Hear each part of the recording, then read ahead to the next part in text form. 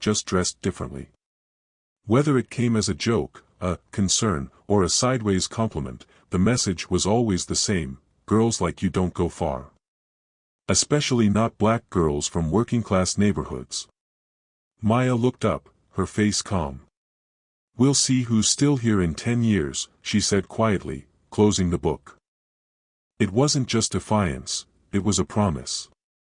As Monica and her friend strutted off, Maya sat there for a moment, letting the words settle, not Monica's, but her own. In that brief moment, something inside her shifted. She wasn't just studying to prove she was smart. She was studying to survive. To rise above a system that refused to make space for her. She walked home under the dim glow of street lamps, past houses with broken porches and cracked sidewalks. But she wasn't thinking about the flaws in the pavement. She was thinking about the cracks in society, the ones that made it easier for a white student like Monica to be assumed brilliant and for a black girl like Maya to be treated like a fluke if she ever dared to excel. Inside her small apartment, she opened her notebook and began working again. The equations made sense. They were fair.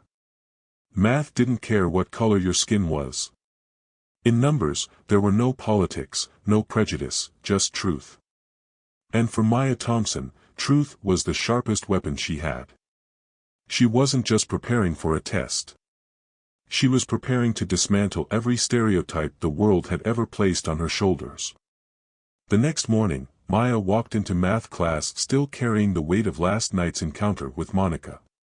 But her expression was composed, her eyes sharp.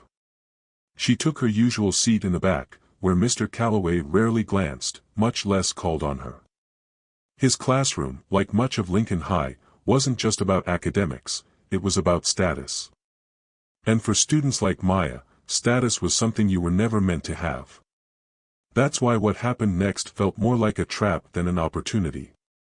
Dr. Nathan Ellis, a sharp-eyed man in a tailored suit, sat quietly in the back of the classroom, observing. Most students didn't even notice him, but Maya did.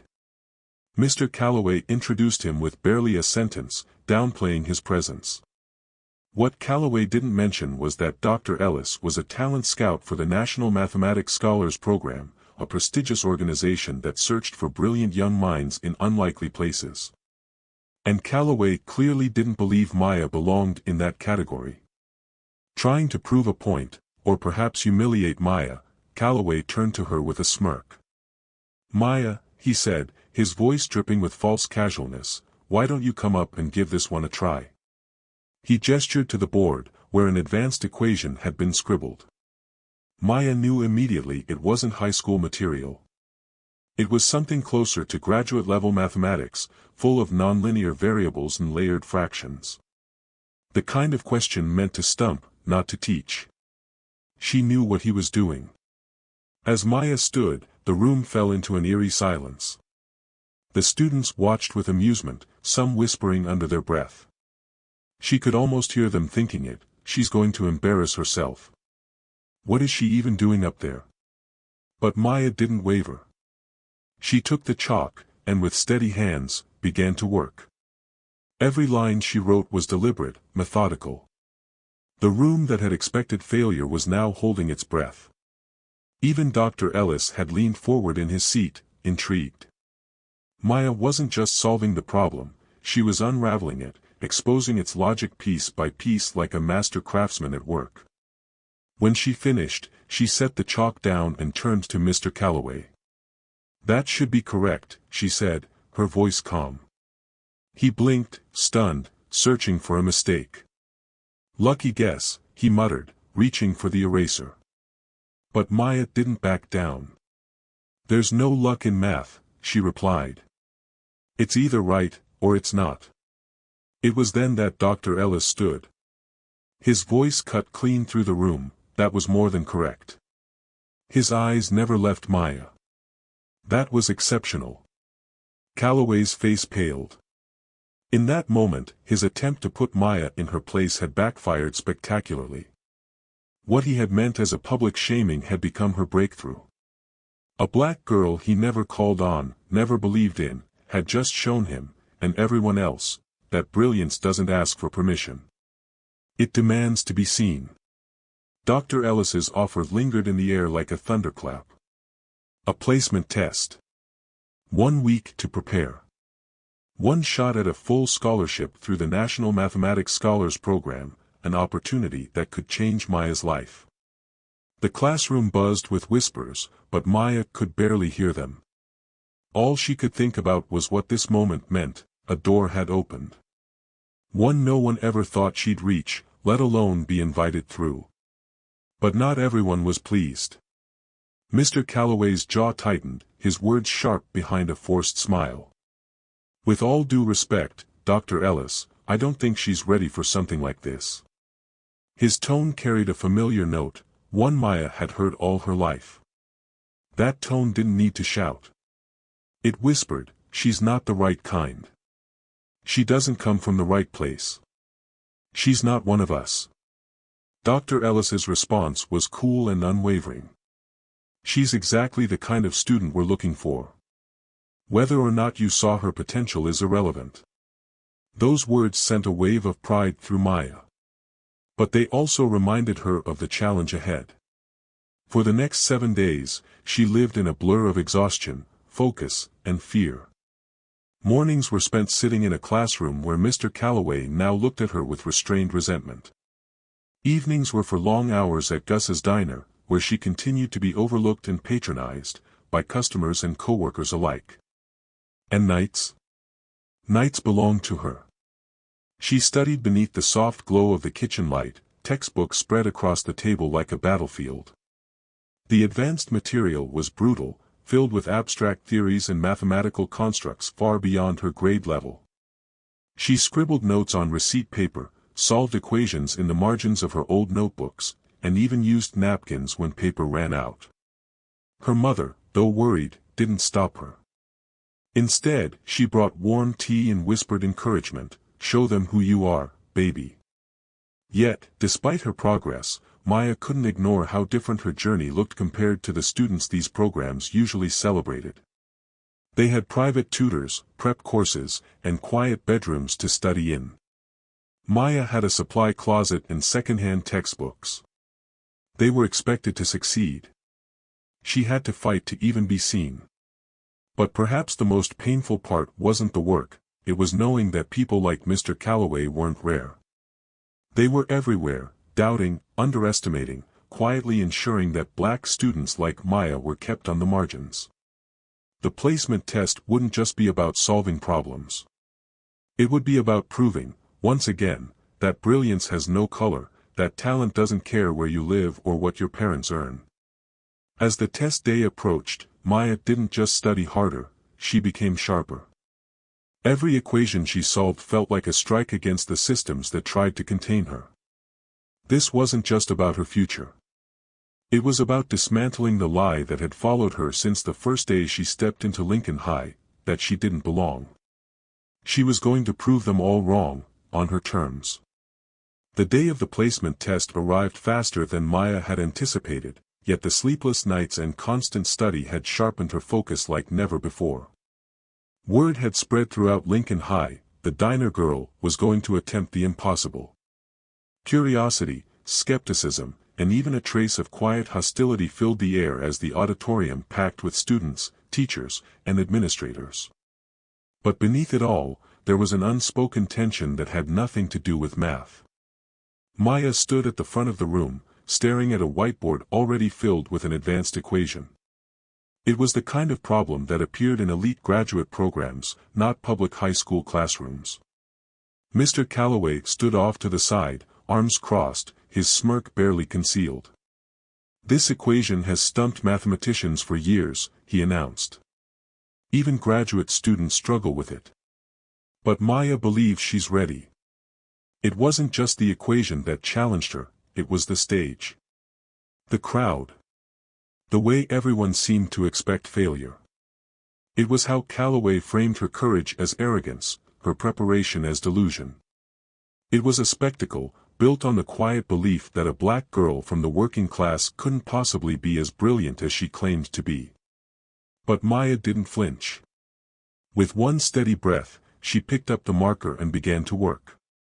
As her hand moved across the board, something extraordinary happened. The room fell silent. The same classmates who once laughed behind their hands now leaned forward, eyes wide, trying to follow her logic. She navigated the complex web of variables, exponents, and integrations with precision and calm, not rushing, not faltering. Every line she wrote defied their expectations. Every step forward was a quiet rebellion. By the time she reached the final answer, Maya could feel the shift in the room. Even the principal, who had attended merely out of obligation, looked stunned. Maya turned to face them all, not with pride, but with clarity. She had done what they thought she couldn't. Dr. Ellis stepped forward. His tone was steady, but the respect in his eyes was unmistakable. "Absolutely correct," he said. "And not just correct, exceptional." A wave of murmurs rippled through the crowd. Even Jason, a classmate who had once seen her as just a quiet girl in the back, looked at her differently now. In his expression, there was no pity, no doubt, only awe. Mr. Calloway, however, remained still.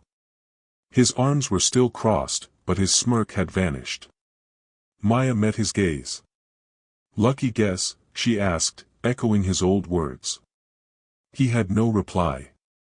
For years, Maya had been unseen, unacknowledged, and underestimated, not because of her ability, but because of her identity. And now, in front of the entire school, she had flipped the script. She hadn't just solved a problem. She had dismantled a stereotype. In a world that often tried to write her off, Maya Thompson had written her own future, one equation at a time. 2 weeks after her stunning performance, Maya Thompson received the official letter. The heavy envelope from the National Mathematics Scholars Program arrived at her apartment with her name printed in elegant lettering. Her hands trembled as she opened it. Inside was everything she had worked for, and more: a full scholarship, immediate placement in an accelerated academic track, and mentorship from professors at institutions she had only dared to dream about: MIT, Harvard, Stanford. The letter felt like validation, yes, but also vindication. The halls of Lincoln High, once indifferent to her presence, now felt like a stage she had outgrown. Whispers followed her wherever she walked, but they no longer stung. Some students looked at her with awe. Others, like Monica and her crew, avoided eye contact altogether. But it was Mr. Calloway's reaction that stayed with her the longest. On her last day, he stood stiffly behind his desk as she walked by. He didn't offer congratulations or even a nod of acknowledgement. Instead, he gripped his clipboard with white knuckles, his expression unreadable. Whether it was regret or resentment, Maya didn't care anymore. She had her future in her hands. The truth was, Lincoln High had failed her, not by lack of curriculum, but by lack of belief. Like so many schools across America, it had operated on quiet racial assumptions, that excellence was expected from white students, but surprising, almost suspicious, when it came from a black girl. Maya's achievement didn't just disrupt that assumption. It exposed it. 1 year later, Maya sat in the sunlit study hall of MIT, surrounded by students from around the globe. Her dorm was small but bright.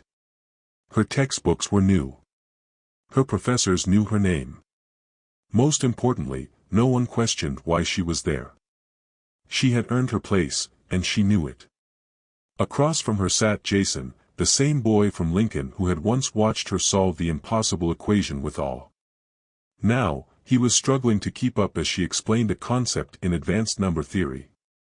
"Still making the rest of us look slow," he joked, shaking his head. Maya smiled. "You just weren't paying attention," she teased. But even here, the shadows of what she had overcome still lingered. In lectures and labs, she noticed how few students looked like her. She was reminded daily that the journey for black students in elite spaces was still filled with obstacles, microaggressions, low expectations, and subtle exclusion. But Maya no longer shrank from it. She met it head-on. Because for Maya, solving equations had never just been about math. It had been about rewriting a racial narrative that said girls like her don't make it. She had not only made it, she had left a mark. And somewhere in a forgotten classroom back in Lincoln High, a chalkboard once meant to humiliate her had become her launchpad. Maya Thompson's story reminds us that brilliance doesn't always come wrapped in privilege, and too often, prejudice blinds others to potential. In a world where quiet bias still lurks in classrooms, workplaces, and communities, Maya shows us the power of resilience, self-belief, and quiet defiance. She didn't wait for permission to be great. She claimed her place in a system that tried to push her aside. Her journey teaches us to never underestimate those who are overlooked, and more importantly, to never let society's doubt become our truth. If this story touched something in you, if it reminded you of your own struggles, your quiet victories, or someone you believe in, leave a comment and share it. We'd love to hear from you. And if you believe stories like Maya's deserve to be heard, subscribe and help us keep telling them. Your voice, your click, your connection, it matters more than you think.